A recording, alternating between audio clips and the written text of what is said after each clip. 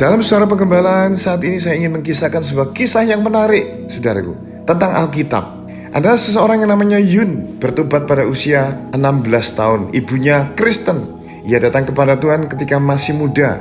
Selama revolusi kebudayaan di Cina, para penginjil dianiaya, dipaksa meninggalkan negara itu, sehingga banyak domba yang ditinggal tanpa gembala. Itu masa sulit dan ibunya Yun meninggalkan Tuhan. Ketika Yun berusia 16, ayahnya sakit, dokter berkata tidak ada harapan.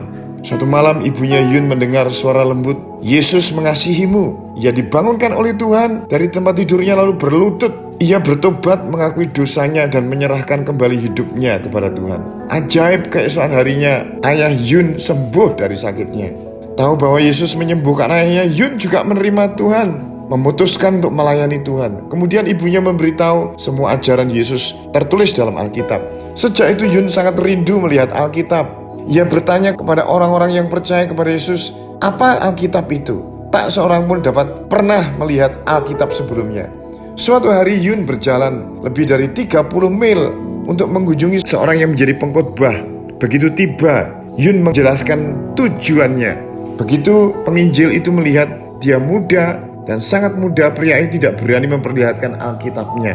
Dan dia berkata, Alkitab adalah firman Allah. Itu adalah buku dari surga. Tidak seorang pun bisa memilikinya. Jika engkau benar-benar menginginkannya, engkau bisa memintanya kepada Tuhan. Ia menyuruh Yun untuk berdoa dan berpuasa. Yun tidak tahu apa puasa itu. Pengkhotbah menjelaskan, berpuasa artinya tidak makan. Bila waktunya tiba, Tuhan akan memberi sebuah Alkitab kepadamu. Yun kembali ke rumahnya, berdoa, berpuasa 2 bulan. Tiap kali ia berdoa, berkata, Tuhan, berilah aku Alkitab. Amin. 2 bulan berlalu, tidak terjadi apa-apa. Yun masih belum terima Alkitab. Karena itu berkeinginan ia mengunjungi penginjil itu lagi. Dan penginjil berkata, bila engkau meminta Alkitab, jangan hanya berlutut dan berdoa. Engkau juga harus menangis dengan sungguh-sungguh. Semakin engkau bersungguh-sungguh, semakin cepat engkau mendapatkan Alkitabmu. Sekarang ini ia hanya makan sekali dalam sehari. Ia lebih sering berdoa, menangis. Beberapa bulan berlalu, di suatu subuh ketika ia sedang tertidur, ia melihat seorang pria tua datang dalam mimpinya. Pria itu bertanya kepadanya, Saudara Yun, adakah engkau mempunyai makanan untuk dimakan? Yun menjawab, tidak.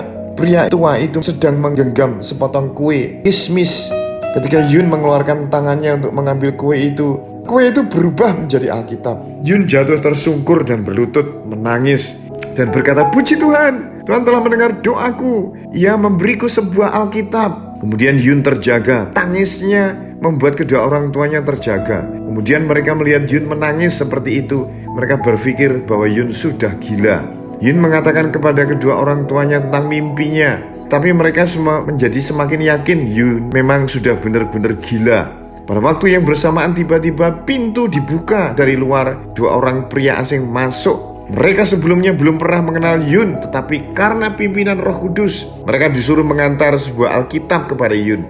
Sejak saat itu, setiap hari Yun menghafalkan 1 pasal, bukan 1 ayat, bagian Alkitab. Suatu hari ketika Yun sedang membaca kitab Kisah Rasul, Tuhan menampakkan visi kepadanya. Tuhan berbicara 3 kali kepadanya supaya ia pergi memberitakan Injil.